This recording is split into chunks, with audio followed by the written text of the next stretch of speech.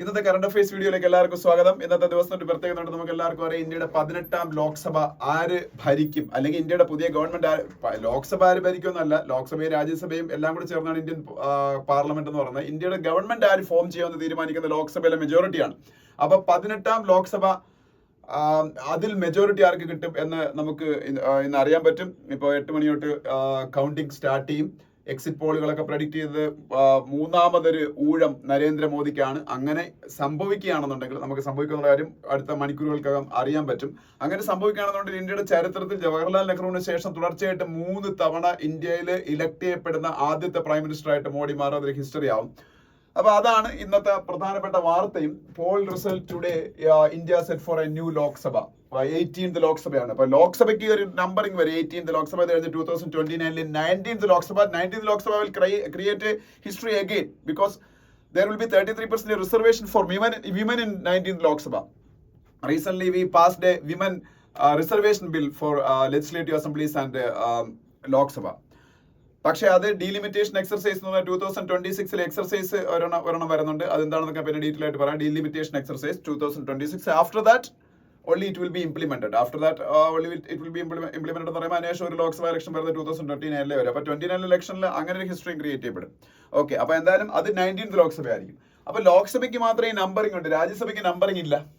നിങ്ങൾ 1ാം രാജ്യസഭ, 2ാം രാജ്യസഭ, 3ാം രാജ്യസഭ എവിടെയെങ്കിലും നിങ്ങൾ കേട്ടിട്ടുണ്ടോ? കേൾക്കൂല. കാരണം Rajya Sabha is a permanent body. Rajya Sabha is a permanent body. രാജ്യസഭയില് ടോട്ടൽ ഡിസൊല്യൂഷൻ എന്ന് പറഞ്ഞൊരു സംഭവം ഇല്ല. രാജ്യസഭ കംപ്ലീറ്റ് ആയിട്ട് ഡിസോൾവ് ചെയ്തുകൊണ്ട്, പ്രസിഡന്റ് ഡിസോൾവ് ചെയ്തുകൊണ്ട് രാജ്യസഭ എൻഡയർ രാജ്യസഭയുടെ election 250 members are there in Rajya Sabha. These 250 മെമ്പേഴ്സിനെയും ഡിസോൾവ് ചെയ്തിട്ട് അല്ലെങ്കിൽ അവരെ പിരിച്ചുവിട്ടിട്ട് ആ 250 മെമ്പേഴ്സിനെ ഇലക്ട് ചെയ്യുന്ന ഒരു സംവിധാനം രാജ്യസഭയിൽ ഇല്ല. അത് ലോക്സഭയ്ക്കേ ഉള്ളൂ. രാജ്യസഭയിൽ 1/3 members will be retired in each and every 2 years. 1/3 members will be retired. അവിടെ റിട്ടയർമെന്റ് ആണ്. Retire will be in each and retirement. 1/3 മെമ്പേഴ്സിന് 2 വർഷം കൂടുമ്പോഴത്തേക്ക് റിട്ടയർമെന്റ് വരുന്ന രീതിയിലാണ്. ആ റിട്ടയർമെന്റ് പിന്നീട് ഫിൽ ചെയ്യാൻ വേണ്ടി, ആ റിട്ടയർമെന്റ് വേക്കൻസി ഫിൽ ചെയ്യാൻ വേണ്ടി ഇലക്ഷൻ നടക്കും. അങ്ങനെയേ ഉള്ളൂ. അതുകൊണ്ടാണ് രാജ്യസഭയ്ക്ക് ഒരു നമ്പറിംഗ് ഇല്ലാത്തത്. ലോക്സഭ അങ്ങനെയല്ല.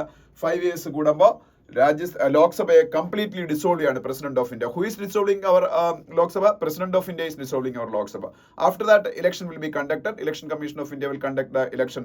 നിങ്ങളത് കണ്ടു. ഇപ്പൊ 7 phases ആയിട്ട് ആണ് ഇപ്പം നടന്നത്. അത് 7 phases ആവാം, 6 phases ആവാം, അത് അവരുടെ ഇഷ്ടമാണ്. ഇലക്ഷൻ കമ്മീഷന്റെ സൗകര്യമാണ്. അതാർക്കും ചോദ്യം ചെയ്യാനൊന്നും പറ്റത്തില്ല. ഓക്കെ, അപ്പോൾ അങ്ങനെ ഒരു സിസ്റ്റം ലോക്സഭയ്ക്ക് മാത്രമേ ഉള്ളൂ. അതുകൊണ്ടാണ് 18th ലോക്സഭ എന്നൊരു നമ്പറിംഗ് ഒക്കെ വരുന്നത്.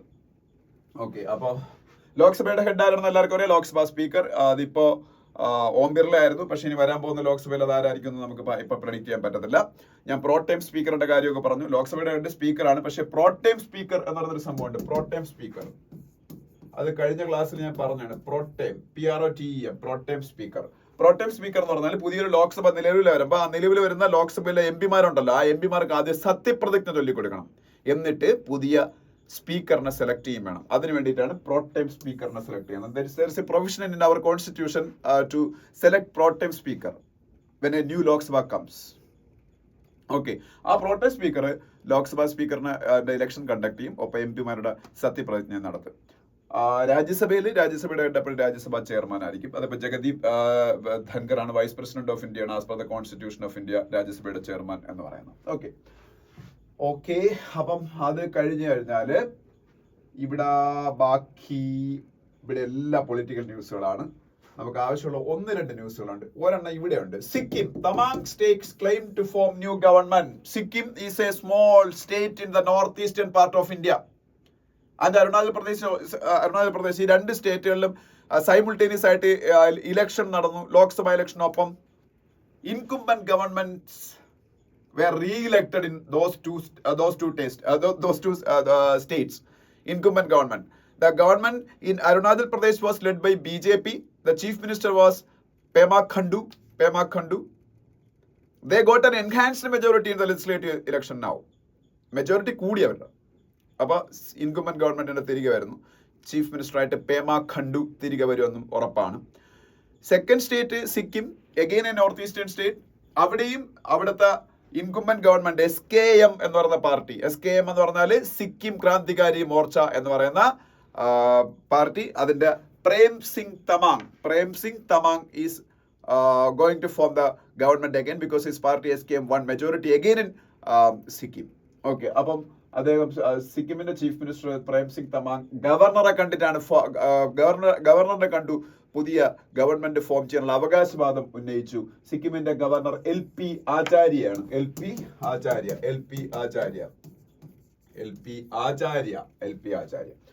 പിന്നെ ഇവിടെ പറയാനുള്ളത് താഴോട്ട് വരുമ്പോ Sensex and Nifty 50 in hit all time high over exit poll predictions. നിങ്ങൾ സ്റ്റോക്ക് മാർക്കറ്റിൽ ഇൻവെസ്റ്റ് ചെയ്യാൻ താല്പര്യമുള്ള ആൾക്കാരാണെങ്കിൽ this is the best time to invest in stock market. If the exit poll predictions come true today, again our market is going to achieve bigger heights. Yesterday, the Bombay Stock Exchange and National Stock Exchange broke all records. Okay, അതെന്താണ്? ഗവൺമെന്റിനെ continuation ആണ് market ആഗ്രഹിക്കുന്നത്. നരേന്ദ്രമോദി ഗവൺമെന്റിന്റെ continuation ആണ് market ആഗ്രഹിക്കുന്നത്. Exit Paul's അങ്ങനെ predict ചെയ്തുകൊണ്ട് സെൻസെക്സും Nifty എന്താണ്? ബോംബെ സ്റ്റോക്ക് എക്സ്ചേഞ്ചിന്റെ ഇൻഡെക്സ് ആണ് സെൻസെക്സ് എന്ന് പറയുന്നത്. ബോംബെ സ്റ്റോക്ക് എക്സ്ചേഞ്ചിന്റെ ഇൻഡെക്സ് ആണ് സെൻസെക്സ്. നാഷണൽ സ്റ്റോക്ക് എക്സ്ചേഞ്ചിന്റെ ഇൻഡെക്സ് ആണ് നിഫ്റ്റി എന്ന് പറയുന്നത്. നിഫ്റ്റി 50 എന്ന് പറഞ്ഞാൽ നിഫ്റ്റി കാൽക്കുലേറ്റ് ചെയ്യുന്ന 50 ഷെയർസ് വെച്ചാണ്. അതുകൊണ്ടാണ് നിഫ്റ്റി 50 എന്ന് പറഞ്ഞത്. നിഫ്റ്റി കാൽക്കുലേറ്റ് ചെയ്യുന്ന 50 ഷെയർസ് വെച്ചാണ്. So it is known as Nifty 50. Sensex calculated 30 shares വെച്ചാണ്. 30 shares. അപ്പോൾ ബോംബെ സ്റ്റോക്ക് എക്സ്ചേഞ്ചിന്റെ ഇൻഡെക്സ് ആയ സെൻസെക്സും നാഷണൽ സ്റ്റോക്ക് എക്സ്ചേഞ്ചിന്റെ ഇൻഡെക്സ് ആയ നിഫ്റ്റിയും സർവകാല റെക്കോർഡുകൾ ബ്രേക്ക് ചെയ്തു.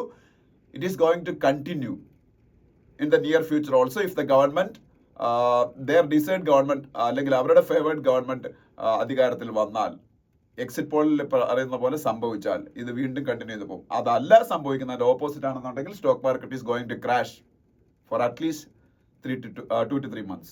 അവർ 2 to 3 monthsലേക്ക് അതൊരു ക്രാഷ് ആയിരിക്കും. ആദ്യം ക്രാഷ് ആയിട്ട് പിന്നെ അത് കണ്ടിന്യൂ ചെയ്ത് പോകും കുറെ കാലം, പിന്നെ അത് പിക്കപ്പ് ചെയ്തോളും. ഓക്കെ, അപ്പൊ അതാണ് വേറൊരു ന്യൂസ് എന്ന് പറയുന്നത്. ദലാൽ സ്ട്രീറ്റ് എന്താണ്? Dalal street Bombay stock exchange നിൽക്കുന്ന സ്ട്രീറ്റിനെയാണ് ദലാൽ സ്ട്രീറ്റ് എന്ന് പറയുന്നത്. ബോംബെ സ്റ്റോക്ക് എക്സ്ചേഞ്ച് നിൽക്കുന്ന സ്ട്രീറ്റിനെയാണ് ദലാൽ സ്ട്രീറ്റ് എന്ന് പറയുന്നത്. ബുൾസും ബിയേഴ്സും ഒക്കെ അറിയാലോ. ബുൾസ് എപ്പോഴും നമ്മൾ സ്റ്റോക്ക് മാർക്കറ്റിൽ കേൾക്കുന്നതാണ്. ബുൾസ് ബിയേഴ്സ് എന്നൊക്കെ പറയുന്നത്. ബുൾസ് എന്ന് പറഞ്ഞാല് സ്റ്റോക്ക് മാർക്കറ്റിലെ ഷെയർ നമുക്ക് ഡയറക്ട്ലി ഷെയർസ് പർച്ചേസ് ചെയ്യാൻ പറ്റത്തില്ല. Through A broker only we can purchase shares. We cannot directly purchase shares from share market. അപ്പൊ ആ ബ്രോക്കേഴ്സിൽ ബൈയിങ് കൂടുതലായിട്ട് ചെയ്യുന്ന ആൾക്കാരും കാണും, സെല്ലിംഗ് കൂടുതലായിട്ട് ചെയ്യുന്ന ബ്രോക്കേഴ്സും കാണും. ബൈയിങ് ആക്ടിവിറ്റി കൂടുതലായിട്ട് ചെയ്യുന്നവരെ ബുൾസ് എന്നും സെല്ലിംഗ് ആക്ടിവിറ്റി കൂടുതലായി ചെയ്യുന്ന ആൾക്കാരെ ബിയേഴ്സ് എന്നും പറയും. ഏതൊരു മാർക്കറ്റിലും ബൈയിങ് ആക്ടിവിറ്റി ആയിട്ട് കൂടുതലെങ്കിൽ അവിടെ പ്രൈസ് ഉയരത്തില്ലേ? സ്വർണത്തിന്റെ വില കൂടുന്നത് എപ്പോഴാണ്? സ്വർണത്തിന് ഡിമാൻഡ് കൂടുമ്പോഴാണ്. നമ്മൾ വേറൊരു സാധനം ഏത് കൊമോഡിറ്റി ആയിരുന്നാലും if the demand of that particular product increases then the price of that product will automatically increase. Demand and price അത് ഡയറക്ട്ലി പ്രൊപ്പോർഷണൽ ആണ്. സോ ബുൾസ് ആധിപത്യമുള്ള മാർക്കറ്റ്, അതായത് ബൈയിങ് ആക്ടിവിറ്റി ആയിരിക്കും ആ മാർക്കറ്റിൽ കൂടുതൽ. എപ്പോഴും ആ മാർക്കറ്റ് മുകളിലേക്ക് വരും. അതുകൊണ്ട് മുകളിലേക്ക് വരുന്ന മാർക്കറ്റിനെ എപ്പോഴും ബുള്ളിഷ് മാർക്കറ്റ് എന്ന് പറയും. ബുള്ളിഷ് മാർക്കറ്റ്, മുകളിലേക്ക് വരുന്ന മാർക്കറ്റിനെ ബുള്ളിഷ് മാർക്കറ്റ് എന്ന് പറയും. അതേസമയത്ത് ഞാൻ പറഞ്ഞു ബിയേഴ്സ് അവരുടെ താല്പര്യം എന്ന് പറഞ്ഞാൽ സ്റ്റോക്കുകളെ സെല്ല് ചെയ്യുകയാണ്. അവര് എന്തൊക്കെ പ്രോബ്ലം ഉണ്ടെന്ന് പറഞ്ഞ് എപ്പോഴും സ്റ്റോക്ക് മാർക്കറ്റിൽ സെല്ലിംഗ് ആക്ടിവിറ്റി നടത്തിക്കൊണ്ടിരിക്കും. അപ്പൊ സെല്ലിംഗ് ആക്ടിവിറ്റി ചെയ്യുന്ന ആൾക്കാരെ ബിയേഴ്സ് എന്ന് പറയും. അപ്പൊ സെല്ലിംഗ് ആക്ടിവിറ്റിയാണ് മാർക്കറ്റിൽ പ്രിഡോമിനന്റ്ലി നടക്കുന്നതുണ്ടെങ്കിൽ സെല്ലിംഗ് കൂടുമ്പോഴത്തേക്ക് ഒരു സാധനത്തിന്റെ ഡിമാൻഡ് കുറയുക. അപ്പൊ അതിന്റെ വില ഓട്ടോമാറ്റിക്കലി താഴോട്ട് വരും. അപ്പൊ സ്റ്റോക്ക് മാർക്കറ്റ് വില കുറയുന്നതിന് അല്ലെങ്കിൽ സ്റ്റോക്ക് മാർക്കറ്റ് താഴേക്ക് വരുന്നതിന് കാരണം വന്നത് ബിയേഴ്സിന്റെ ആക്ടിവിറ്റി. അപ്പൊ താഴോട്ട് വരുന്ന മാർക്കറ്റിന് ബിയറിഷ് മാർക്കറ്റ് എന്നും പറയും. ബിയറിഷ് മാർക്കറ്റ് എപ്പോഴും നമ്മൾ ആഗ്രഹിക്കുന്ന ബുൾസിനെയാണ്, ബുള്ളിഷ് മാർക്കറ്റ് ആവാനാണ് സാധാരണ ഇൻവെസ്റ്റേഴ്സ് ആഗ്രഹിക്കുന്നത്. അതുകൊണ്ടാണ് ബോംബെ സ്റ്റോക്ക് എക്സ്ചേഞ്ച് ഇൻഡെക്സിലൊക്കെ ഒരു ബുള്ളിന്റെ വലിയ പ്രതിമ വെച്ചേക്കാം. നിങ്ങൾ വാർത്തയിലൊക്കെ കാണുമ്പോൾ. ഓക്കെ, അത് നിങ്ങൾ കണ്ടിട്ടുണ്ടായി. നെക്സ്റ്റ് പേജിലേക്ക് പോകുമ്പോൾ അവിടെ പ്രത്യേകിച്ച് അങ്ങനെ ഡീറ്റെയിൽ ആയിട്ട് പറയാൻ ഒന്നുമില്ല. രണ്ട് ഇന്ത്യയുടെ ഫ്യൂജിറ്റീവ് ആയിട്ടുള്ള ബിസിനസ്മെൻമാരുടെ ഫോട്ടോ അവിടെ കാണാം. ഇത് വിജയ് മല്യയാണ്, മറ്റൊന്ന് മെഹുൽ ചോസ്കിയാണ്. Vijay Mallya and Mehul Chomsky. പിന്നെ ഒരാൾ കൂടെയാണ് നീരവ് മോഡി. ഇവന്മാര് 3 പേരും ഇന്ത്യയിലെ ബാങ്കുകളെ പറ്റിച്ചിട്ട് UK കടന്നു കളഞ്ഞ് അവിടെ സുഖമായിട്ട് ജീവിക്കുന്നവരാണ്. ഇന്ത്യയിലേക്ക് എക്സ്ട്രഡിഷൻ നടത്താൻ, കുറ്റവാളികളെ കൈമാറ്റം ചെയ്യുന്ന കരാർ ഉപയോഗിച്ച് ഇന്ത്യയിലേക്ക് എക്സ്ട്രഡിഷൻ നടത്താൻ India government is trying very hard. But still it is not materialised. In the future it will happen because ഇത് കോർട്ടുകൾ പലതും അനുവദിച്ചു അവിടെ. പക്ഷെ ഒരുപാട് അപ്പീൽ കോർട്ടുകളൊക്കെ ഉണ്ട്. അവരുടെ എല്ലാ അനുമതി കിട്ടാൻ കുറെ സമയം എടുക്കും. അപ്പൊ എന്തായാലും രണ്ട് ഇന്ത്യയുടെ ഫ്യൂജിറ്റീവ് എക്കോണമിക് ഒഫൻഡേഴ്സ് ആണ്. ഫ്യൂജിറ്റീവ് എക്കോണമിക് ഒഫൻഡേഴ്സ് ആയിട്ടുള്ള 2 പേരാണ് ഇവര്. അവരെ കുറിച്ച് അവിടെ കാണാം. പിന്നെ ഹിമാചൽ പ്രദേശുമായിട്ട് ബന്ധപ്പെട്ടൊരു ന്യൂസ് ഉണ്ട്. ഹിമാചൽ പ്രദേശിലെ ഗവൺമെന്റ് ഈസ് അണ്ടർ ക്രൈസിസ്. കാരണം ഹിമാചൽ പ്രദേശിലെ ഗവൺമെന്റിൽ കോൺഗ്രസ് ആണ് ഭരിക്കുന്നത്. നോർത്ത് ഇന്ത്യയിൽ കോൺഗ്രസ് ഭരിക്കുന്ന ഒരേ ഒരു സ്റ്റേറ്റ് ആണ് ഹിമാചൽ പ്രദേശ്. അവിടെ കോൺഗ്രസിന്റെ MLA കുറച്ച് പേര് കോൺഗ്രസിനുള്ള സപ്പോർട്ട് പിൻവലിച്ചു. അങ്ങനെയൊക്കെയുള്ള വിഷയങ്ങളുണ്ട്. അപ്പം അതിനെക്കുറിച്ചൊരു ന്യൂസ് ആണ്. കോൺഗ്രസിന്റെ ചീഫ് മിനിസ്റ്റർ ആരാണ്? ഹിമാചൽ പ്രദേശിന്റെ സുഖ്വീന്ദർ സിംഗ് സുഖു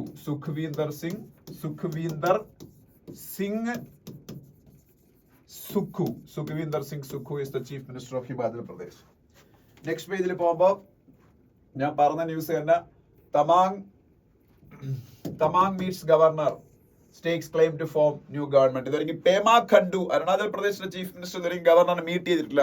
അതൊരു നാഷണൽ പാർട്ടിയാണ്, BJP ആണ്. അപ്പൊ അവരുടെ സെൻട്രൽ ലീഡർഷിപ്പാണ് ഡിസൈഡ് ചെയ്യുന്നത് എപ്പം ക്ലെയിം സ്റ്റേക്ക് ചെയ്യണം. അവര് ഗവർണറുടെ മുന്നിൽ മീറ്റ് ചെയ്ത് എപ്പോഴാണ് ഗവൺമെന്റ് ഫോം ചെയ്യാനുള്ള ക്ലെയിം പറയേണ്ടത്, എന്ന് ഫോം ചെയ്യണം എന്നൊക്കെ. അല്ലാതെ അവിടെ സ്റ്റേറ്റ് ലെവലിലല്ല തീരുമാനിക്കുന്നത്. ഒരു പ്രാദേശിക പാർട്ടിയാണ് പ്രേം സിംഗ് തമാമിന് തീരുമാനിക്കുക. അതുകൊണ്ട് പെട്ടെന്നൊക്കെ വന്നു. ഓക്കെ, പിന്നെ ബസ്തർ എന്ന് പറയുന്ന സ്ഥലത്തിനെ കുറിച്ചൊരു ന്യൂസ് ഉണ്ട്. ഇടയ്ക്കിടയ്ക്ക് ഹിന്ദുവില് ബസ്തറിനെ കുറിച്ച് ന്യൂസ് വരും. അത് due to wrong reasons only the news about Bastar will come always in the newspaper. Bastar, അതുപോലെ വേറൊരു സ്ഥലമുണ്ട് ദണ്ഡേവാഡ എന്നൊക്കെ പറയുന്ന സ്ഥലങ്ങൾ. ഇതെല്ലാം ഛത്തീസ്ഗഡിലാണ്. ബസ്തർ, ദണ്ഡേവാഡ. ഞാൻ ഇതൊക്കെ പറയുന്നത് ചിലപ്പോൾ ഏതെങ്കിലും ഒരു എക്സാമിനൊക്കെ ചോദിക്കും ഈ പ്രദേശങ്ങൾ എന്തുകൊണ്ടാണ് വാർത്തകളിൽ നിറയുന്നത്. Due to Naxalism, Chhattisgarh and Jharkhand are the two states having some strongholds of Naxalite activities. അവിടേക്ക് നക്സലൈറ്റ്സ് ഏതാണ്ട് പിന്നെന്താ പറയുക അടിച്ചമർത്തിക്കൊണ്ടിരിക്കുകയാണ്. അതിൽ ബസ്തർ, ദന്തേവാഡ, ഈ രണ്ട് സ്ഥലങ്ങളിലാണ് ഇപ്പൊ അത്യാവശ്യം നക്സലൈറ്റ് ഹോൾഡുള്ള രണ്ട് പ്രദേശങ്ങൾ. ബാക്കിയൊക്കെ ഒരു ഒതുക്കി. അപ്പം നെക്സലൈറ്റിസം മൂലം നൊട്ടോറിയസ് ആയിട്ടുള്ള രണ്ട് സ്ഥലങ്ങളാണ്. രണ്ട് ഛത്തീസ്ഗഡിലാണ്. ഛത്തീസ്ഗഡിന്റെ ക്യാപിറ്റൽ ഏതാണ്? റായ്പൂർ. ഛത്തീസ്ഗഡിന്റെ ചീഫ് മിനിസ്റ്റർ ആരാണ്? വിഷ്ണു ദിയോ സായി. പിന്നെ രാജ്കോട്ട് ഫയർ ഇൻസിഡന്റുമായിട്ട് ബന്ധപ്പെട്ട ഒരു ന്യൂസ് ഒക്കെ ഉണ്ട്. അതെപ്പോഴും നമ്മൾ ഡിസ്കസ് ചെയ്യുന്നതാണ്. അതൊന്നും വേണ്ട.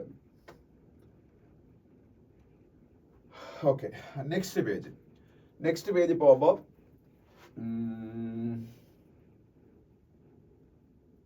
നമ്മള് ഇന്നൊക്കെ ഏറ്റവും കൂടുതൽ കേൾക്കാൻ പോണ സംഭവമാണ് EVM ഉം VVPAT.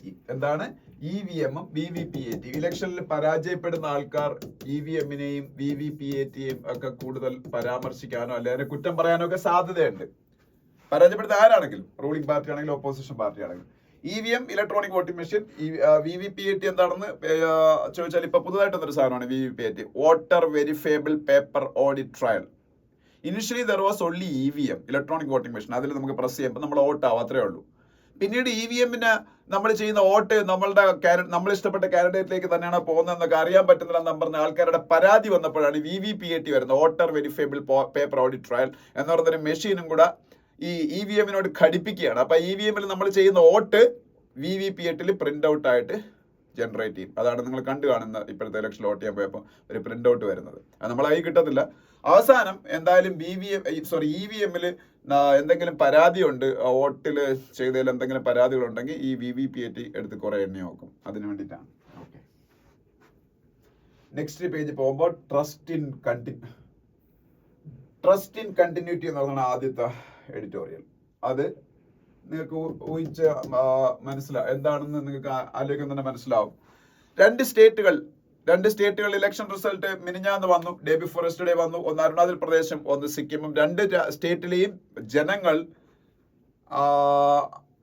In favour of the ruling government അവരുടെ വേർഡിക്ട് രേഖപ്പെടുത്തി. അത് ഓവർവെൽമിംഗ് മെജോറിറ്റിയാണ് കിട്ടിയത് രണ്ട് സ്റ്റേറ്റിലും റൂളിംഗ് പാർട്ടീസിന്. അവരുടെ മെജോറിറ്റി എൻഹാൻസ് ചെയ്യപ്പെട്ടു, നേരത്തെ ഉണ്ടായിരുന്നേക്കാളും മെജോറിറ്റി. അതിന്റെ റീസൺസ് ആണ് ഇതിൽ പരിശോധിക്കുന്നത്. അപ്പൊ 2024 ജനറൽ ഇലക്ഷന്റെ റിസൾട്ട് വരുന്നതിന് മുമ്പ് ഇന്ത്യയിലെ സ്മോളസ്റ്റ് സ്റ്റേറ്റുകളായിട്ടുള്ള അരുണാചൽ പ്രദേശിന്റെയും സിക്കിമിന്റെയും റിസൾട്ട് വന്നു. പോപ്പുലേഷൻ വൈസ് നോക്കിയാലും ഏരിയ വൈസ് നോക്കിയാലും ഇന്ത്യയിലെ ഏറ്റവും സ്മോളസ്റ്റ് ആയിട്ടുള്ള രണ്ട് സ്റ്റേറ്റുകളാണ്. ഇന്ത്യയിലെ നോർത്ത് ഈസ്റ്റേൺ പാർട്സിലാണ് ഈ രണ്ട് സ്റ്റേറ്റുകളും നിൽക്കുന്നത്. പക്ഷേ ഇത് വളരെ ചെറിയ സ്റ്റേറ്റുകളായതുകൊണ്ട്, വളരെ ചെറിയ പോപ്പുലേഷൻ ഉള്ള സ്റ്റേറ്റുകളായതുകൊണ്ട് തന്നെ ഇന്ത്യയിൽ ഇന്ന് വരാൻ പോകുന്ന ഇലക്ഷൻ റിസൾട്ടിന്റെ എന്തെങ്കിലും ഒരു സൂചനയായിട്ട് ഈ സ്റ്റേറ്റിലെ ഇലക്ഷൻ റിസൾട്ടിനെ കാണാൻ പറ്റത്തില്ല. എന്തുകൊണ്ട് അരുണാചൽ പ്രദേശ് എന്ന് പറഞ്ഞ സ്റ്റേറ്റിൽ 60 സീറ്റുകൾ മാത്രമാണ്, 60 MLA-മാരാണ് ഉള്ളത്. അതിൽ 46 MLA-മാരെ നേടിക്കൊണ്ട് BJP വലിയ ഭൂരിപക്ഷം നേടി. അതിന്റെ കാരണം എന്ന് പറയുന്നത് അവിടുത്തെ ചീഫ് മിനിസ്റ്ററായ പേമ ഖണ്ഡു അവിടെ പ്രൊവൈഡ് ചെയ്യുന്ന ഒരു സ്റ്റേബിൾ ഗവേണൻസ് ആണ്. 2016 അവിടെ ഭയങ്കരമായിട്ടുള്ള ഒരു കയോട്ടിക് സിറ്റുവേഷൻ ആയിരുന്നു. അവിടെ ഒരിക്കലും സ്റ്റെബിലിറ്റി ഇല്ല. MLA-മാർ അങ്ങോട്ടും ഇങ്ങോട്ടും കൂറി മാറി പുതിയ പുതിയ ഗവൺമെന്റുകൾ ഉണ്ടാവുന്നു.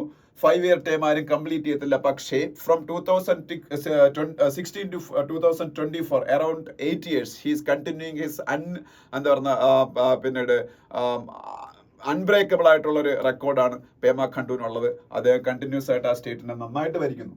അപ്പോൾ Khandu enjoys the reputation of running A stable government. അതാണ് ഒരു കാര്യം. പിന്നെ വെൽഫെയർ ഡെലിവറി. ഈ നോർത്ത് ഈസ്റ്റേൺ സ്റ്റേറ്റുകളിലെ ഭയങ്കര കറപ്ഷൻ ആയിരുന്നു. ഇപ്പൊ മര്യാദയ്ക്ക് അവിടെ വെൽഫെയർ ഡെലിവറി നടക്കുന്നുണ്ട്. ഭയങ്കരമായിട്ടുള്ള ഇൻഫ്രാസ്ട്രക്ചർ ഡെവലപ്മെന്റ്. ഈ അരുണാചൽ പ്രദേശിലൊക്കെ നല്ല റോഡുകൾ ഒരു സമയത്തില്ലായിരുന്നു, റെയിൽ കണക്ടിവിറ്റി ഇല്ലായിരുന്നു. അതെല്ലാം കൊണ്ടുവന്നു. പുതിയ നല്ലൊരു എയർപോർട്ട് അവിടെ ഉണ്ടായി. അത് അങ്ങനെ ഇന്ത്യയിലെ മറ്റ് പ്രദേശങ്ങളുമായിട്ട് അവർക്ക് കണക്ടിവിറ്റി ഉണ്ടായി. ഇതെല്ലാം ഖണ്ഡുവിന് അവിടുത്തെ ഇലക്ടറേറ്റിന്റെ കോൺഫിഡൻസ് നേടിക്കൊടുത്തു. പിന്നെ അവിടെ ഇപ്പം ഈ 46 സീറ്റ് BJP വിൻ ചെയ്യുമ്പോൾ ബാക്കി സീറ്റുകൾ വിൻ ചെയ്തേക്കുന്നതും അവരുടെ തന്നെ സഖ്യകക്ഷികളായ പാർട്ടികളാണ്. നാഷണൽ പീപ്പിൾസ് പാർട്ടി ഓഫ് അരുണാചലും ഒക്കെ. ആ പാർട്ടികളുടെ പേരെന്ന് എഴുതിയെടുക്കേണ്ട. ആകെപ്പാടെ ഓപ്പോസിഷനിൽ ഉള്ള കോൺഗ്രസിന് ഒരു സീറ്റ് മാത്രമേ കിട്ടിയുള്ളൂ. അപ്പൊ അവിടെ സംഭവിക്കുന്നത് 60 അംഗ നിയമസഭയിൽ 59 സീറ്റുകൾ റൂളിംഗ് പാർട്ടിക്ക്, ഒരു സീറ്റ് ഓപ്പോസിഷന്. അപ്പം നിയർ ആബ്സെൻസ് ഓഫ് ഓപ്പോസിഷൻ, അത് നല്ലതല്ല. അതിനെ കുറിച്ച് അവിടെ പറയുന്നുണ്ട്. അവിടെ യഥാർത്ഥ ഇലക്ഷൻ നടക്കുന്നതിന് മുമ്പ് തന്നെ 10 സീറ്റുകളിൽ അൺഒപ്പോസ്ഡ് ആയിട്ട് BJP ഇലക്ട് ആയിരുന്നു. ഈ 60 അംഗ ലെജിസ്ലേറ്റീവ് അസംബ്ലിയിലെ 10 സീറ്റുകളിൽ ആരും എതിരാളികളില്ല, BJP തന്നെ ഇലക്ട് ആയി. അപ്പോഴേ അവിടെ ഭൂരിപക്ഷം അവർ ഉറപ്പിച്ചു കഴിഞ്ഞിരുന്നു. അപ്പൊ എന്തായാലും ഈ അങ്ങനെ അൺഒപ്പോസ്ഡ് ആയിട്ട് എലക്ട് ചെയ്യപ്പെടുന്ന ഒരിക്കലും ഒരു ഡെമോക്രാറ്റിക് സിസ്റ്റത്തിൽ നല്ലതല്ല. എപ്പോഴും ഡെമോക്രസി എന്ന് പറയുന്നത് ക്ലാഷ് ഓഫ് ഐഡിയാസ് ആണ് എന്നും ഇതിനകത്ത് പറയുന്നുണ്ട്. എന്തായാലും ഈ ഒരു MLA, കോൺഗ്രസിന്റെ MLA കൂടെ ചാടി ഇപ്പുറത്തേക്ക് പോയി അവിടെ ഒപ്പോസിഷൻ ലെസ് ആയിട്ടുള്ള ഒരു സ്റ്റേറ്റ് ആയിട്ട് മാറാതിരിക്കാൻ BJP പ്രത്യേകം ശ്രദ്ധിക്കണം എന്നാ പറഞ്ഞത്. അല്ലെങ്കിൽ ഇവരും കൂടെ കോൺഗ്രസിന്റെ MLA കൂടെ അപ്പുറത്ത് പോയാൽ 60 MLA അവരുടെ കയ്യിലായി പോകും. ഇതാണ് നാഗാലാൻഡിൽ ഇപ്പോഴത്തെ സിറ്റുവേഷൻ. BJPയും നാഷണലിസ്റ്റ്, അതും നോർത്ത് ഈസ്റ്റേൺ സ്റ്റേറ്റ് ആണ് Nagaland. BJP nationalist democratic progressive party എന്നുള്ള കോalition അവിടെ ഭരിക്കുന്ന, അവിടുത്തെ ഒപ്പോസിഷനിൽ ഉണ്ടായിരുന്ന എല്ലാ ആൾക്കാരും കൂടെ ഈ കോalitionലേക്ക് ചേർന്നു. ഇപ്പോൾ അവിടെ ഒപ്പോസിഷൻ ഇല്ല. എവിടെയാണ്? നാഗാലാൻഡിൽ. അവിടുത്തെ ചീഫ് മിനിസ്റ്റർ നെഫ്യൂ റിയോ ആണ്. നാഗാലാൻഡിന്റെ ക്യാപിറ്റൽ ഏതാണ്? കൊഹിമയാണ്. അതേ ഒരു സിറ്റുവേഷനിലേക്ക് ഇവിടെ ഒന്നും പോകരുതെന്നും അവിടെ പറയുന്നുണ്ട്. പിന്നെ പറയുന്നവര് സിക്കിമിനെ കുറിച്ചാണ്. സിക്കിമിൽ എന്തുകൊണ്ട് ജയിച്ചു? പ്രേം സിംഗ് തമാങ് 32 സീറ്റിൽ 31 അവർ തന്നെ വിൻ ചെയ്തു. 32 സീറ്റിൽ 31 പ്രേം സിംഗ് തമാമിന്റെ SK വിൻ ചെയ്തു. അതിന്റെ കാര്യം പറഞ്ഞേക്കുന്നത് മെയിൻലി പുള്ളി അവിടെ ഒരു റീജിയണൽ അസേർഷൻ, അതായത് ആ സ്റ്റേറ്റിലെ എന്താ പറയുക, നമ്മളെ റീജിയണൽ പ്രൈഡ് എന്നൊക്കെ പറയത്തില്ല, അത് ഉയർത്തിപ്പിടിച്ചുകൊണ്ടാണ്. നമ്മുടെ കോൺസ്റ്റിറ്റ്യൂഷനിൽ ആർട്ടിക്കിൾ 371F എന്ന് പറഞ്ഞൊരു ആർട്ടിക്കിൾ ഉണ്ട്. നമ്മുടെ കോൺസ്റ്റിറ്റ്യൂഷനിൽ ആർട്ടിക്കിൾ 371F, അതുവഴി സിക്കിമിന് സ്പെഷ്യൽ സ്റ്റാറ്റസ് ഉണ്ട്. അതൊക്കെ ഇനിയും ആ ഒരു സ്പെഷ്യൽ സ്റ്റാറ്റസ് ഒക്കെ എൻഷുർ ചെയ്യും എന്ന് പറഞ്ഞുകൊണ്ട്, അതുപോലെ ഷെഡ്യൂൾഡ് ട്രൈബ് സ്റ്റാറ്റസ് അവിടുത്തെ നേപ്പാളി ഒറിജിനൽ ആയിട്ടുള്ള കുറെ കമ്മ്യൂണിറ്റീസിന് കൊടുക്കാമെന്ന് പറഞ്ഞുകൊണ്ട്, അതുപോലെ സ്റ്റേറ്റിൽ എല്ലാവർക്കും ജോബ് ക്രിയേഷൻ എൻഷുർ ചെയ്യാന്ന് പറഞ്ഞുകൊണ്ട്, അങ്ങനെയൊക്കെയാണ് അങ്ങനെ അവിടെ വോട്ട് പിടിച്ചത്. ഇനി സിക്കിമിന്റെ ഈ പറഞ്ഞ SKM എന്ന് പറയുന്ന പാർട്ടിയും BJPയുടെ അലയൻസ് പാർട്ണർ ആണ്. അതുകൊണ്ട് അവിടെയും വിൻ ചെയ്തത് NDA ആണ് എന്ന് നമുക്ക് പറയാം. SKM എന്ന് പറഞ്ഞ NDAയുടെ ഒരു സഖ്യകക്ഷിയാണ്. അപ്പൊ അതുകൊണ്ട് തന്നെ ഈ സിക്കിമില് അത് ഒരു കാര്യം കൂടെയുണ്ട്. അവിടെ നോർത്ത് ഈസ്റ്റേണിൽ ഒരു പാർട്ടിക്കും ഇന്ത്യ ഭരിക്കുന്ന പാർട്ടിയുടെ എതിരിട്ട് നിൽക്കാൻ പറ്റത്തില്ല. കാര്യം നോർത്ത് ഈസ്റ്റ് എന്ന് പറയുന്നത് നമ്മളെ കേരളം പോലെയൊന്നും അല്ല. കേരളത്തിൽ തന്നെ ഇൻഡസ്ട്രീസ് കുറവാണ്. സൗത്ത് ഇന്ത്യയിൽ തന്നെ തമിഴ്നാടിനെയും കർണാടകത്തിനെയും വെച്ച് നോക്കുമ്പോൾ നോർത്ത് ഈസ്റ്റിൽ ഒന്നുമില്ല. അപ്പം അവർക്ക് അവരുടെ സ്റ്റേറ്റിലെ ഭരണം മുന്നോട്ട് കൊണ്ടുപോകണമെന്നുണ്ടെങ്കിൽ only source of income is the central government assistance ആണ് അവരുടെ, അല്ലെങ്കിൽ central government fund is the only income of those states to run the government. അപ്പോൾ അതുകൊണ്ട് അവിടുത്തെ പൊളിറ്റിക്കൽ പാർട്ടീസ് എല്ലാം എപ്പോഴും സെൻട്രൽ ഗവൺമെന്റിനെ ഡിപ്പെൻഡ് ചെയ്ത് നിൽക്കുകയുള്ളൂ. അപ്പോൾ എന്തായാലും BJPയുടെ കയ്യിൽ നിന്ന്, അല്ലെങ്കിൽ ഇനിയിപ്പോൾ BJP ആണ് വരാൻ പോണെന്ന് അറിഞ്ഞുകൂടാ, എന്തായാലും സെൻട്രൽ ഗവൺമെന്റ് ഭരിക്കുന്ന പാർട്ടിയിൽ നിന്ന് മാക്സിമം ഫണ്ട് നേടിയെടുത്ത് ആ സ്റ്റേറ്റിൽ ഇപ്പൊ പറഞ്ഞ പ്രോമിസ് എല്ലാം എൻഷുർ ചെയ്യുക എന്നുള്ളതാണ് SKMന്റെ പ്രേം സിംഗ് തമാമിന്റെ മെയിൻ ജോലി എന്നാണ് ഇനി പറഞ്ഞേക്കുന്നത്. ഇനി താഴോട്ട് ക്വിക്ക് ആൻഡ് ഷോർട്ട് എന്ന് പറഞ്ഞ എഡിറ്റോറിയൽ. അതൊന്നും പറയാനില്ല, അത് ഭയങ്കര സിമ്പിൾ ആണ്. പക്ഷെ നമുക്ക് എഡിറ്റോറിയൽസ് എല്ലാ ദിവസവും വായിക്കണം എന്നുകൊണ്ട് നമ്മൾ വായിക്കുന്നു, നമ്മളത് മനസ്സിലാക്കുന്നു. T20 വേൾഡ് കപ്പിനെ കുറിച്ചാണ്. T20 വേൾഡ് കപ്പ് എവിടെയാണ് സ്റ്റാർട്ട് ചെയ്യുന്നത് എല്ലാവർക്കും അറിയാം. സ്റ്റാർട്ട് ചെയ്തേക്കുന്ന USA-ലാണ്. അവസാനം ഫൈനൽ നടക്കാൻ പോകുന്നത് വെസ്റ്റ് ഇൻഡീസിലെ ബാർബഡോസിലാണെന്ന് തോന്നുന്നു. ബാർബഡോസിൽ തന്നെ, വെസ്റ്റ് ഇൻഡീസിലെ ബാർബഡോസിൽ ഈ മാസം 29-ാം തീയതി ഫൈനലോടുകൂടി അവസാനിക്കും. So beginning in USA and end അല്ലെങ്കിൽ summit clash in Barbados, that is in West Indies. Okay, അപ്പൊ അതില് എന്തൊക്കെയാണെന്നുള്ള കാര്യം, നമ്മളെ ഒരുപാട് ടീമുകളുണ്ട്. അതാണ്ട് 20 ടീംസ് അതിൽ പാർട്ടിസിപ്പേറ്റ് ചെയ്യുന്നുണ്ട്. പാപ്പുവ ന്യൂ ഗിനിയ എന്ന് പറയുന്ന ടീം വരെ പാർട്ടിസിപ്പേറ്റ് ചെയ്യുന്നുണ്ട്. പാപ്പുവ ന്യൂ ഗിനിയയുടെ ടീം എന്തായാലും ഇതിൽ പങ്കെടുക്കും എന്നുള്ള കാര്യം തന്നെ വലിയ കാര്യം എന്നാ പറഞ്ഞ കാര്യം. അവിടെ ഇപ്പൊ വലിയൊരു ലാൻഡ് സ്ലൈഡ് ഉണ്ടായി. ഒരു വളരെ ടൈനി പസഫിക് ഐലൻഡ് നേഷനാണ്, പസഫിക് ഐലൻഡ് നേഷൻ. അവിടെ ഇപ്പൊ വലിയൊരു എന്താ പറയുന്ന ലാൻഡ് സ്ലൈഡ് എന്ന് പറയുന്ന മലയാളം എന്താണ്, മണ്ണിടിച്ചിലുണ്ടായി. തൗസൻഡ്സ് ഓഫ് ആൾക്കാരും മരിച്ചു. അതിന്റെ ഇടയിൽ ആ ദുരന്തത്തിനിടയിൽ അവർ പങ്കെടുക്കുന്നത്. ഉഗാണ്ട വരെ ഇപ്പോഴത്തെ ടീമിലുണ്ട്, ഇപ്പോഴത്തെ T20 വേൾഡ് കപ്പിൽ പങ്കെടുക്കുന്നുണ്ട്.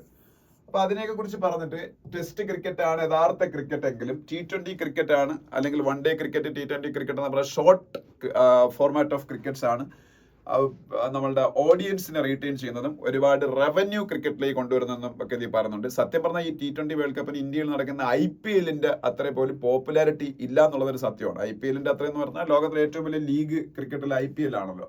ഫിനാൻഷ്യൽ ക്ലൗട്ട് IPL-ന് തന്നെയാണ്. അതൊക്കെ ഇത് പറയുന്നുണ്ട്. പിന്നെ ഇപ്പൊ നടക്കാൻ പോകുന്ന 9th edition of T20 world cup ആണ്. പിന്നെ പറയുന്നത് സെക്കൻഡ് പാരഗ്രാഫിൽ ഫുൾ ഇന്ത്യയെ കുറിച്ചാണ്. ഇന്ത്യയും ഓസ്ട്രേലിയയും ഒക്കെയാണ് ഈ ഇതിലെ ഏറ്റവും വലിയ ടീമുകൾ എന്ന് പറയുന്നത്. എനിക്ക് തോന്നുന്നു T20 വേൾഡ് റാങ്കിങ്ങിൽ തന്നെ ഇപ്പൊ ഇന്ത്യയാണ് നമ്പർ 1 ടീം എന്ന് പറയുന്നു തോന്നുന്നു.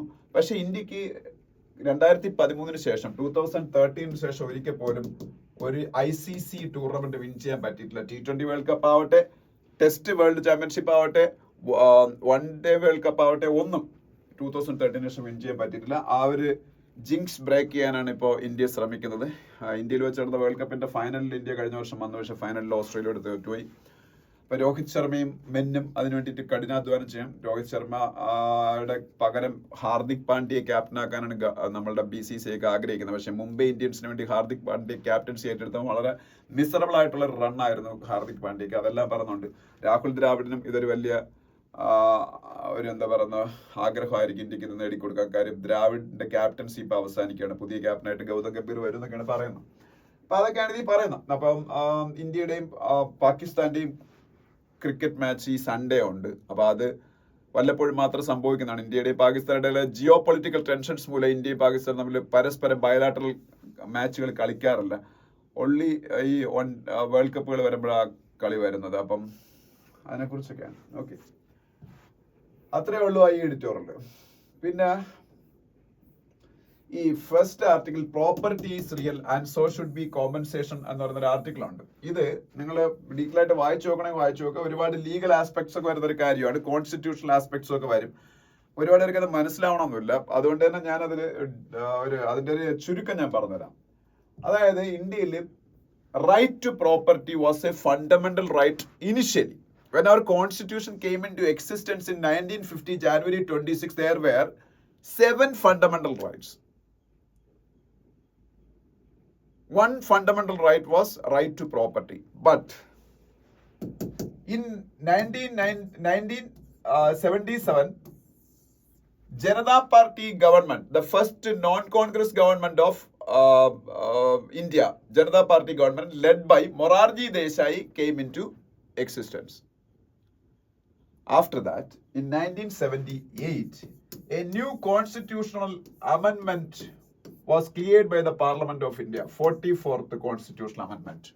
44th Constitutional Amendment വഴി റൈറ്റ് ടു പ്രോപ്പർട്ടിയെ ഫണ്ടമെന്റൽ റൈറ്റിൽ നിന്ന് എടുത്ത് മാറ്റി. എന്നിട്ട് അതിനൊരു കോൺസ്റ്റിറ്റ്യൂഷണൽ റൈറ്റ് ആക്കി മാറ്റി. That is not a fundamental right. Right to property is not a fundamental right. It is now a constitutional right only എന്നാക്കി മാറ്റി. 44th Amendment of 1978 by Morarji Desai led Janata Party government. After emergency period ആണ് ഈ government ഒക്കെ വരുന്നത്, അടിയന്തരാവസ്ഥയ്ക്ക് ശേഷം. അപ്പം അതുമൂലം ഉണ്ടായ ചില പ്രശ്നങ്ങളെ കുറിച്ചാണ് ഈ ആർട്ടിക്കിളിൽ പറയുന്നത്.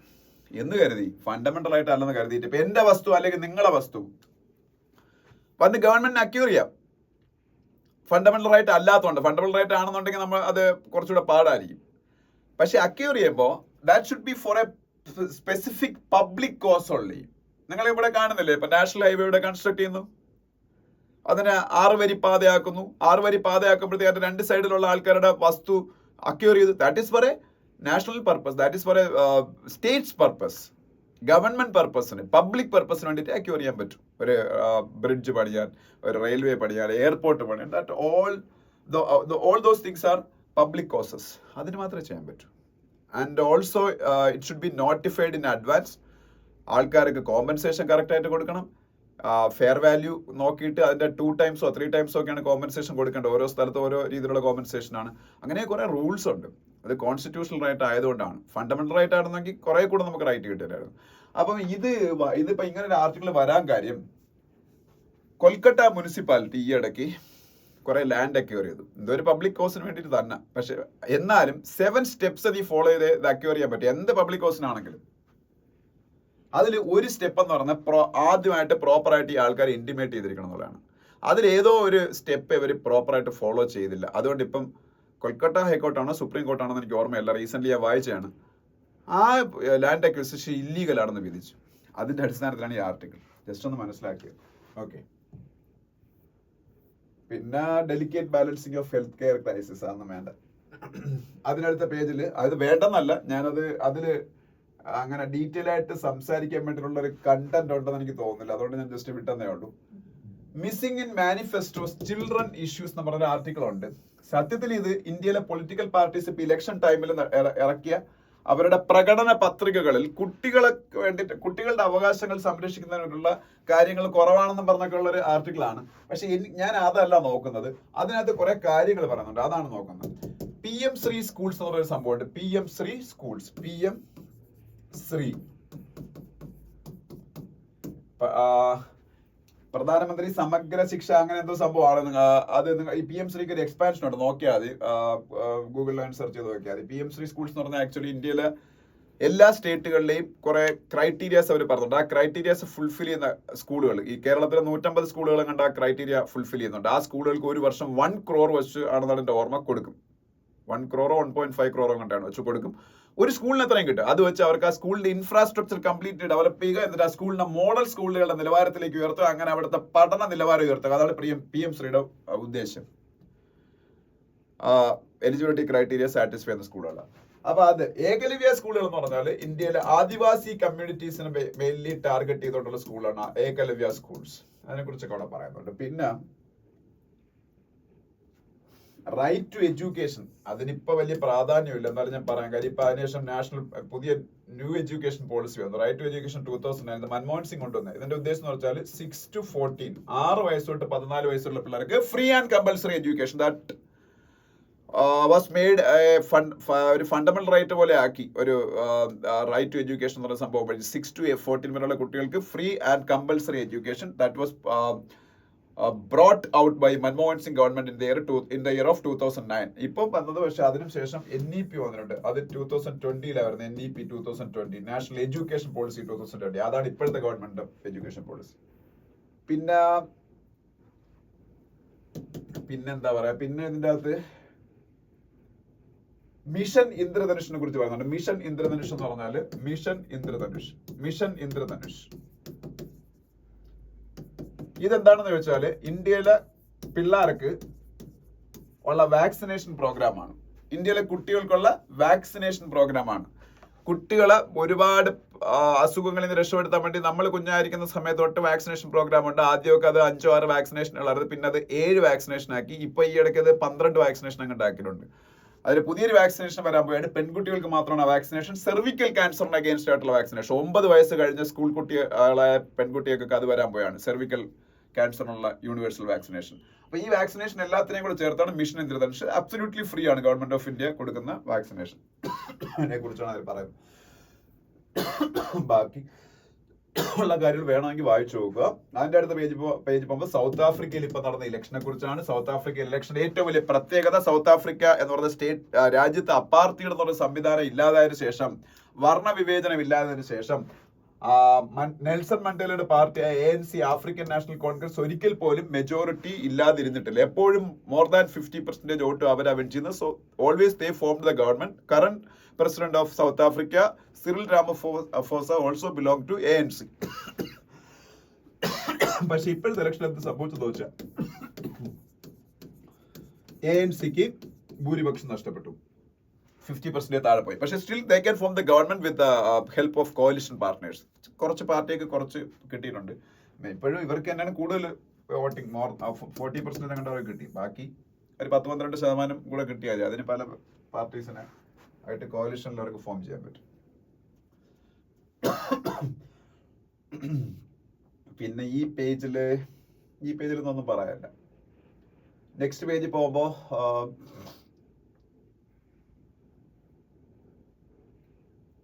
നോട്ടയെ കുറിച്ച്, നോട്ട അറിയാം, നൺ ഓഫ് ദ എബോവ് എന്ന് പറഞ്ഞാൽ നമ്മളിപ്പോ വോട്ട് ചെയ്യുന്ന സമയത്ത് ഉള്ള ഒരു ബട്ടണാണ് നോട്ട ബട്ടൺ. നമുക്ക് ഇലക്ഷനിൽ ഉള്ള സ്ഥാനാർത്ഥികൾ ആരെയും താല്പര്യമില്ല, നമുക്ക് നോട്ടയ്ക്ക് വോട്ട് ചെയ്യാം. ആരെയും താല്പര്യമില്ലെന്നാണ് എൻ്റെ അർത്ഥം. അതാണ്. അതിനടുത്ത പേജിൽ പോകുമ്പോൾ ഹിമാചൽ പ്രദേശ്, ഉത്തരാഖണ്ഡിന് ശേഷം ഹിമാചൽ പ്രദേശ് ഉത്തരാഖണ്ഡ് പോലെ ഒരു ഹില്ലി സ്റ്റേറ്റ് ആണ്, ഒരു ഹില്ലി ടെറൈനുള്ള സ്റ്റേറ്റാണ്. ഹിമാചൽ പ്രദേശിലും ഉത്തരാഖണ്ഡിലൊക്കെ ഇപ്പോൾ ഭയങ്കര ഹീറ്റ് വേവ് ആണ്. നമ്മളെവിടെയൊക്കെ മഴയാണെങ്കിൽ അവിടെയൊക്കെ ഭയങ്കര ചൂടാണ്. അപ്പം ഈ ഉത്തരാഖണ്ഡിലും ഫോറസ്റ്റ് ഫയർ ഉണ്ടായി, കാട്ടുതീ ഉണ്ടായി. ഹിമാചൽ പ്രദേശിന് സെയിം ഉണ്ടായിരിക്കുന്നു. അതിനെക്കുറിച്ചൊരു ന്യൂസാണ്, ഫോറസ്റ്റ് ഫയർ. പിന്നെതാ ഇതൊന്ന് അറിഞ്ഞിരിക്കുക. Remove 100% fruit juice claim from label and add says FSSAI. FSSAI എന്താണെന്ന് നിങ്ങൾക്ക് എല്ലാവർക്കും അറിയായിരിക്കും. Food Safety and Standards Authority of India. അവർ പറഞ്ഞേക്കുക ഈ 100% പ്യുവർ ഫ്രൂട്ട് ജ്യൂസ് എന്ന് പറഞ്ഞൊക്കെയാണ് നമ്മൾ ട്രോപ്പിക്കാന മേടിക്കുമ്പോൾ അതിൻ്റെ അകത്ത് എഴുതി വെച്ചേക്കുന്നത്, ബി നാച്ചുറൽ മേടിക്കുമ്പോൾ അതിൻ്റെ അകത്ത് എഴുതി വെച്ചേക്കുന്നത്. അങ്ങനെയൊക്കെയുള്ള ജ്യൂസുകളുണ്ടല്ലോ, അതിൻ്റെ ലേബലിംഗിൽ നിന്ന് എത്രയും പെട്ടെന്ന് എടുത്ത് മാറ്റിക്കൊള്ള 100% ജ്യൂസ് എന്നുള്ള കാര്യം ഫ്രൂട്ട് ജ്യൂസ് എന്നുള്ള എടുത്ത് മാറ്റണം. കാര്യം ഒന്നും 100% ഫ്രൂട്ട് ജ്യൂസ് അല്ല എന്നാണ് FSSAI പറഞ്ഞേക്കുന്നത്. അവർക്കാണ് ഫുഡ് സേഫ്റ്റി റെഗുലേറ്റർ എന്ന് പറയുന്നത്. അപ്പോൾ അവർ പറഞ്ഞ് കേട്ടേ പറ്റൂ. സെപ്റ്റംബറോടുകൂടി കംപ്ലീറ്റ്ലി മാറ്റണം എന്ന് അവർ പറഞ്ഞത്, food Safety and Standards Authority of India. പിന്നെ ICMR seeks to provide oral formulation of hydroxyurea to treat sickle cell disease. Sickle cell anaemia എന്ന് പറഞ്ഞ ഒരു അസുഖമുണ്ട്, സിക്കിൾ സെൽ അനീമിയ. കുറച്ച് റെയർ ഡിസീസ് ആണ്. അപ്പോൾ അതുമായിട്ട് ബന്ധപ്പെട്ട ട്രീറ്റ്മെന്റിനെ കുറിച്ചാണ് അതും. ICMR എന്താണെന്ന് പറഞ്ഞിരിക്കുക, Indian Council of Medical Research. ICMR Indian Council of Medical Research, Indian Council of Medical Research. പിന്നെ PMI കുറിച്ചൊരു ന്യൂസ് ഉണ്ടെന്ന് അറിഞ്ഞിരിക്കുക. PMI purchasing managers index. PMI എന്താണ്? Purchasing managers index. ഇന്ത്യയുടെ ഇൻഡസ്ട്രിയൽ സെക്ടറിന്റെ ഗ്രോത്ത് റേറ്റ് കാൽക്കുലേറ്റ് ചെയ്യാനുള്ള ഒരു പ്രൈവറ്റ് ഇൻഡെക്സ് ആണ് PMI, പർച്ചേസിംഗ് മാനേജേഴ്സ് ഇൻഡെക്സ് എന്ന് പറയുന്നത്. ഒരു പ്രൈവറ്റ് ഇൻഡെക്സ് എന്ന് പറയാൻ കാര്യം ഗവൺമെന്റിന്റെ ഇൻഡെക്സ് ഉണ്ട്, IIP, index of industrial production. IIP, index of industrial production എന്നുള്ള ഗവൺമെന്റ് ഇൻഡെക്സ് ഉണ്ട്. But this PMI is a private index, HSBCയുടെ ഇൻഡെക്സ് ആണിത്. ഇൻഡസ്ട്രിയൽ ഗ്രോത്ത് കാൽക്കുലേറ്റ് ചെയ്യാനുള്ള അതൊന്ന് ജസ്റ്റ് അറിഞ്ഞിരിക്കുക, പർച്ചേസിംഗ് മാനേജേഴ്സ് ഇൻഡെക്സ് എന്താണെന്ന്.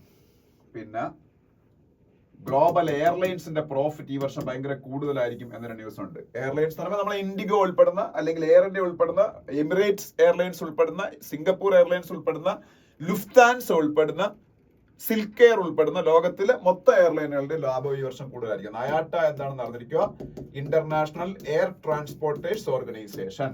International air transport association, IATA, international air transport association. പിന്നെ അത്രയാണ് അവിടെ പറയാനുള്ളത്. അതിനടുത്ത പേജിൽ പോകുമ്പോൾ ഇന്റർനാഷണൽ പേജിൽ ഏറ്റവും പ്രധാനപ്പെട്ട ന്യൂസ് ഉണ്ട്. അത് പറയുന്നതിന് മുമ്പേ വൊളോഡിമിർ സെലൻസ്കി, യുക്രൈന്റെ president, Philippines president Ferdinand Marcos ജൂനിയറുമായിട്ട് മീറ്റ് ചെയ്തൊരു ന്യൂസ് കാണാം. ഫിലിപ്പൈൻസിന്റെ president, Philippines is the only Christian majority country in ഏഷ്യയിലെ ഒരേ ഒരു ക്രിസ്ത്യൻ മെജോറിറ്റി കൺട്രിയാണ് ഫിലിപ്പൈൻസ്. ഫിലിപ്പൈൻസിന്റെ ക്യാപിറ്റലാണ് Manila.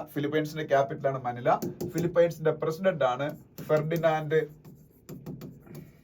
Markose junior. Volodymyr Zelensky എല്ലാവർക്കും അറിയാലോ, യുക്രൈനിൽ യുദ്ധം നടക്കുന്നുണ്ട്, എല്ലാവർക്കും അറിയാം. ഇതാണ് ഞാൻ പറഞ്ഞ ഇന്നത്തെ പത്രത്തിലെ ഏറ്റവും പ്രധാനപ്പെട്ട ന്യൂസ്. വളരെ പ്രധാനപ്പെട്ട രാജ്യമാണ് മെക്സിക്കോ. മെക്സിക്കോയുടെ ക്യാപിറ്റൽ മെക്സിക്കോ സിറ്റിയാണ്.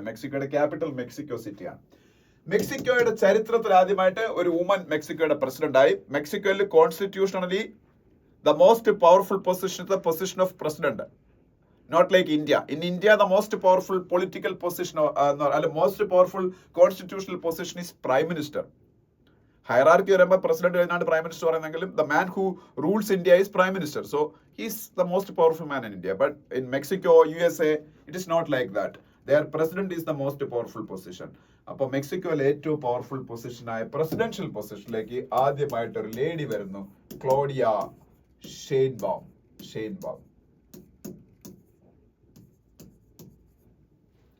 ആൻഡ്രസ് മാനുവൽ ലോപ്പസ് ഒബ്രഡോർ ആയിരുന്നു മെക്സിക്കോയുടെ president. Andres Manuel Lopez Obrador അദ്ദേഹത്തിന്റെ ഒരു ഫോളോവർ ആണ്.